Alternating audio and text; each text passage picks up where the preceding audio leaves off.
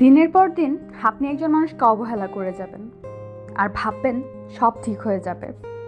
না, কিচ্ছু ঠিক হবে না। সে একদিন রাতে না ঘুমিয়ে চোখের জলে বালিশ ভেজাবে, কিন্তু তার এই কান্নাতে আপনার কিচ্ছু যায় আসবে না। পরের দিন আপনি তাই করবেন, আবার সেই অবহেলা। আবারও খোঁজ নিয়ে জানতে পারবেন সে চোখের পানি ছড়াতে ব্যস্ত। আপনি ভাববেন, বাহ, সে তো আমাকে খুব ভালোবাসে, তাকে যতই অবহেলা করি সে আমাকে ছেড়ে যাবে না।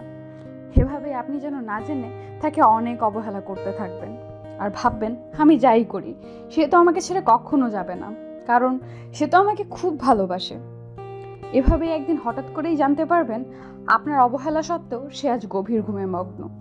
সে আজ আর কাঁদছে না, তার চোখে আহার পানি নেই, বুকের বাম পাশটা চিনচিনিয়ে উঠবে আপনার। নিজেকেই নিজে প্রশ্ন করবেন, এ কি, আজ সে কাঁদলো না কেন? সে কি আমাকে আর ভালোবাসে না?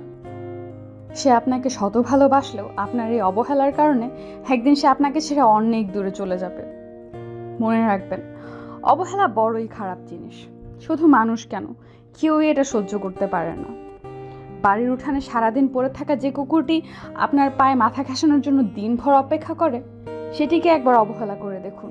দেখবেন দুদিন পর সে কুকুরটিও নিরুদ্দেশ হয়ে যাবে আপনার উঠান থেকে।